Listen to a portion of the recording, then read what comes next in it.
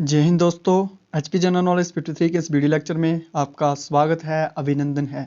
तो ये वीडियो जो है जूनियर ऑफिस असिस्टेंट आईटी को ध्यान में रख के बनाई हुई है। इस टेस्ट सीरीज में से मैक्सिमम प्रश्न जो है वो जूनियर ऑफिस असिस्टेंट आईटी की परीक्षा में जो है पूछे जा सकते हैं। ये टेस्ट सीरीज ना सिर्फ जूनियर ऑफिस असिस्टेंट आईटी के लिए परंतु एचपी स्टाफ सिलेक्शन कमीशन द्वारा आयोजित की जाने वाली किसी भी परीक्षा के लिए उपयोगी साबित होगी। तो क्योंकि इसमें हम डिस्कस करने वाले हैं जो प्रश्न, और उन प्रश्नों को काफ़ी डिटेल में डिस्कस करेंगे, जिससे कि आपके एक प्रश्न से काफ़ी सारे प्रश्न जो हैं बन जाएंगे और आप जो है उत्तरों को भूलेंगे नहीं। तो चलते हैं वीडियो की तरफ। इसमें जो पहला प्रश्न है उसमें पूछा गया है, प्रसिद्ध जांस्कर श्रेणियाँ पड़ती हैं तो कौन से हिमालय में पड़ती हैं। इसके लिए चार ऑप्शन दिए हैं। ऑप्शन ए है भीतरी हिमालय में, ऑप्शन बी जो है वो निचले हिमालय में है, सी है बृहद हिमालय में, डी है शिवालिक श्रेणी में। तो इसको जो डिस्कस करने से पहले हम डिस्कस करेंगे कि हिमालय को जो है वो कितने पार्ट में बांटा गया है। तो हिमालय को जो है वो 3 पार्ट में बांटा गया है। अगर इसको हम हिमालय मान ले तो ये पार्ट 1 जो है इसको कहा जाता है निचला हिमालय, पार्ट 2 जो है इसको कहा जाता है भीतरी हिमालय, और जो पार्ट 3 है इसको बृहद हिमालय या फिर उच्च हिमालय भी कहा जाता है। तो उच्च हिमालय की जो ऊंचाई है वो लगभग 4500 मीटर से लेकर 7026 मीटर तक की हाइट तक है। और वहीं बात करें भीतरी हिमालय की, तो भीतरी हिमालय की जो ऊंचाई है वो 1500 से लेकर 4500 मीटर तक की हाइट है, और निचले हिमालय की जो है 350 से लेकर 1500 मीटर तक की हाइट है। एक एक करके डिस्कस करेंगे। सबसे पहले हम डिस्कस करेंगे निचला हिमालय, उसके बाद डिस्कस करेंगे भीतरी हिमालय, उसके बाद डिस्कस करेंगे बृहद हिमालय यानी कि उच्च हिमालय। तो निचला हिमालय जो है इसे शिवालिक श्रेणी या फिर बाह्य हिमाचल, बाहरी हिमाचल के नाम से भी, हिमालय के नाम से भी इसे जाना जाता है। और ये पर्वत श्रेणी जो है वो धौलाधार पर्वत श्रेणी के नाम से भी ये जानी जाती है। इसकी ऊंचाई जो हम पहले से डिस्कस कर रहे हैं, इसकी ऊंचाई जो है 350 मीटर से लेकर 1500 मीटर तक की इसकी जो ऊंचाई है, इन पर्वत श्रेणी की ऊंचाई है। और इसमें जो बसने वाले क्षेत्र हैं वो काफ़ी घनी आबादी वाले क्षेत्र हैं, जैसे कि ऊना, जसमा, नालागढ़, पालमपुर, हमीरपुर, कांगड़ा इत्यादि के जो क्षेत्र हैं इसी पर्वत श्रेणी में आते हैं। और धौलाधार और शिवालिक श्रेणियाँ जो हैं वो इसकी मुख्य पर्वत श्रेणियाँ हैं। धौलाधार को जो पुरातन में यानी कि पुराने पहले जो इसको धौलाधार को कहा जाता था वो मोलक के नाम से जाना जाता था, मोलक पर्वत के नाम से इसे जाना जाता था। वहीं जो हमारा शिवालिक श्रेणी है उसे मैनक पर्वत के नाम से जाना जाता है, उसे मैनक पर्वत के नाम से जाना जाता है। और बात करें इसमें इस श्रेणी में पड़ने वाले दर्रों की, तो दर्रों में आ गए आपके जालसू, भीमगशूत्री, इंद्रहार, थामसर मकौड़ी जोत इत्यादि जो दर्रे हैं वो इसी पर्वत श्रेणी, हिमालय की इसी पर्वत श्रेणी में आते हैं, यानी कि निचले हिमालय में ये आते हैं। अब चलते हैं भीतरी हिमालय की तरफ। तो भीतरी हिमालय जो है इसे मध्य हिमालय भी कहा जाता है, और इसकी ऊंचाई जो है वो 1500 मीटर से लेकर 4500 मीटर तक है, और इसे मध्य हिमालय। और भूविज्ञानिक जो है इसे पांगी पर्वत श्रेणी के नाम से जानते हैं। वैज्ञानिक जो हैं इसे, वैज्ञानिकों ने इसे एक और नाम भी दिया है जो कि है पीर पंजाल, इसे पीर पंजाल के नाम से भी पुकारा जाता है। और ये कुल्लू को जो है वो लाहौल स्पीति से पृथक करती है, ये कुल्लू को लाहौल स्पीति से पृथक करती है। और बात करें इसमें आने वाले क्षेत्रों की, तो क्षेत्रों में इसमें चंबा का जो ऊपरी क्षेत्र है, भटियात, भरमौर, चुराह, कुल्लू मनाली, कांगड़ा का जो बड़ा बंगाल इत्यादि क्षेत्र हैं वो इसी पर्वत श्रेणी यानी कि मध्य हिमालय में आते हैं, या फिर यूं कहें पीर पंजाल पर्वत श्रेणी में ये आते हैं। अब बात आती है बृहद हिमालय की। तो बृहद हिमालय को जो एल्पाइन पर्वतीय खंड कहा जाता है, और इसमें जो पड़ने वाली मुख्यतः पर्वत श्रेणी है वो जांस्कर पर्वत श्रेणी है, जो कि हमारा प्रश्न भी है कि जांस्कर श्रेणियां कहाँ पड़ती हैं। तो जांस्कर श्रेणियां पड़ती हैं बृहद हिमालय या फिर उच्च हिमालय में ये पड़ती हैं। और बात करें ये अलग करता है, तो ये हिमाचल को ये तिब्बत से अलग करती है, यही पर्वत श्रेणी जांस्कर पर्वत श्रेणी हिमाचल को तिब्बत से अलग करती है। और चंबा को कश्मीर से भी ये अलग करती है, यही पर्वत श्रेणी अलग करती है। और एक और बात की, इसमें जो इसी पर्वत श्रेणी में हिमाचल की जो सबसे ऊंचाई पर सबसे ऊंची चोटी है जिसकी हाइट है लगभग 7026 मीटर की हाइट है, और उसे कहा जाता है शिला पर्वत चोटी जो है वो इसी पर्वत श्रेणी में आती है, इसी पर्वत श्रृंखला का जो अंग है। और बात करें दर्रों की, तो दर्रों में शिपकिला, मनीरंग, हंगरंग इत्यादि जो हैं वो इसी पर्वत श्रेणी में आते हैं। तो हमारा जो प्रश्न था कि प्रसिद्ध जांस्कर श्रेणियाँ कहाँ पड़ती हैं, तो इसका जो सही जवाब है वो है ऑप्शन सी, बृहद हिमालय में ये पड़ती हैं। अब चलते हैं अगले प्रश्न की तरफ। तो अगला प्रश्न जो है वो कंप्यूटर से रिलेटेड है और इसमें पूछा गया है ए निवल इज इक्विवेलेंट टू, और इसमें एक टर्म दी गई है निवल। तो निवल किसके समतुल्य होता है? इसके चार ऑप्शन दिए गए हैं, 8 बिट्स, 4 बिट्स, 12 बिट्स या फिर 1 बाइट। तो इसके जो आंसर को डिस्कस करने से पहले हम जानते हैं कि जो सब मेमोरी की सबसे छोटी यूनिट होती है उसको दर्शाते हैं 0 या फिर 1 से।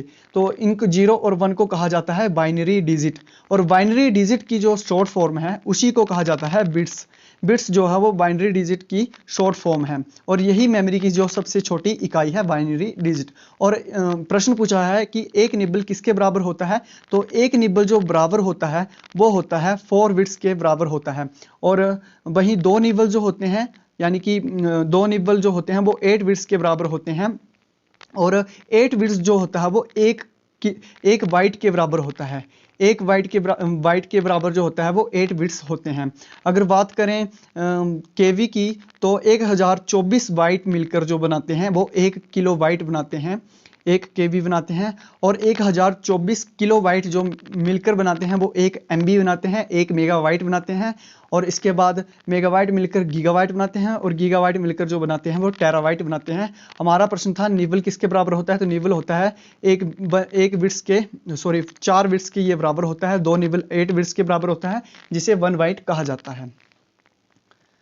आइए अब चलते हैं अगले प्रश्न की तरफ। तो अगले प्रश्न में पूछा गया है हाल ही में बनाई गई अटल टनल को भारत को छोड़कर अन्य कौन सा देश प्रमोट कर रहा है, कि भारत के अलावा कौन सा देश जो है वो अटल टनल को प्रमोट कर रहा है। तो इसके 4 ऑप्शन दिए हैं, उसमें जो सही ऑप्शन है, सही उत्तर है वो है ऑप्शन डी, यानी कि टर्की जो है भारत के अलावा इसे प्रमोट कर रहा है। तो टर्की इसलिए प्रमोट कर रहा है क्योंकि जो टनल के अंदर जो इलेक्ट्रोमैकेनिकल वर्क हुआ है वो एक टर्किश कंपनी है, सेब्रोनिक्स इलेक्ट्रॉनिक करके एक कंपनी है। तो उसका जो इलेक्ट्रोमैकेनिकल वर्क है वो इसी कंपनी के द्वारा किया गया है। और टर्की का मानना है कि भारत में अभी बहुत सी सुरंगें बनी हैं, ब्रिज बनने हैं, रोड बनने हैं, तो भारत से जो है उसे मिलियन या फिर बिलियन में उनको जो है वो बिजनेस मिल सकता है। इसलिए टर्की जो है इस टनल को प्रमोट कर रहा है ताकि आने वाला जो बिजनेस है वो भी उनको मिल सके। अगला जो प्रश्न है इसमें पूछा गया है हाल ही में भारत में हींग का पहला पौधा कहाँ पर लगाया गया है। तो इसके 4 ऑप्शन दिए गए हैं। सही उत्तर जो है हाल ही में जो भारत में हींग का पहला पौधा लगाया गया है वो लाहौल स्पीति में लगाया गया है, और लाहौल स्पीति का एक गांव है उसका नाम है क्वारिंग। तो क्वारिंग में ये लगाया गया है, और हींग का जो बोटेनिकल नाम है उसे कहा जाता है एसाफोटिडा कहा जाता है उसे। और ये किसके द्वारा लगाया गया है लाहौल स्पीति के क्वारिंग गांव में? तो इसे लगाया गया है CSIR IHBT पालमपुर के द्वारा इसको लगाया गया है। CSIR IHBT पालमपुर के निदेशक जो हैं वो डॉक्टर संजय कुमार हैं, उनके द्वारा लगाया गया है। और हींग का जो सबसे बड़ा आयातक है वो भारत देश है, और भारत लगभग 1200 टन कच्ची हींग का जो आयात करता है वो अफगानिस्तान, उज्बेकिस्तान, ईरान से ये करता है। और भारत का जो एक लक्ष्य है आत्मनिर्भर भारत, उसको भी ये साकार करने के उद्देश्य से इसका जो ये पौधा लगाया गया है, और लगभग 5 सालों में जो है ये अब इसका जो परिणाम यानी कि अपनी खेती की पैदावार ये देना शुरू कर देगा।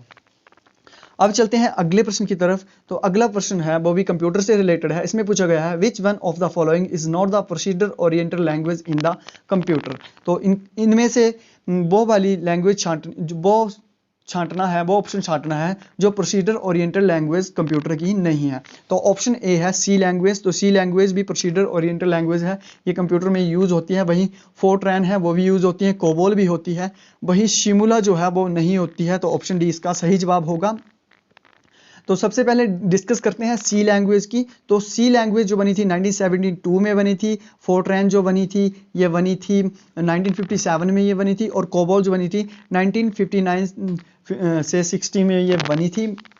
कोबोल जो बनी थी वो ये होगी डिस्कस। तो सी लैंग्वेज जो बनी थी 1972 में बनी थी, ये बनी थी, इसे विज्ञान व्यापार दोनों के प्रोग्राम जो थे हैं वो बनाए जाते थे। और कोबोल जो है उससे इसका जो शॉर्ट फॉर्म है ये कॉमन बिजनेस ओरिएंटेड लैंग्वेज का ये शॉर्ट फॉर्म है, और ये 1959 में ये बनी थी। यह वाणिज्य तथा दफ्तरों के लिए उपयुक्त प्रोग्रामिंग लैंग्वेज है। वहीं फोर्ट्रैन जो है वो फॉर्मूला ट्रांसलेट का ये शॉर्ट फॉर्म है, और ये 1957 में बनी थी। और इससे जो है गणितीय सूत्रों को हल करने में पहली उच्च स्तरीय भाषा के रूप में प्रयोग किया गया था।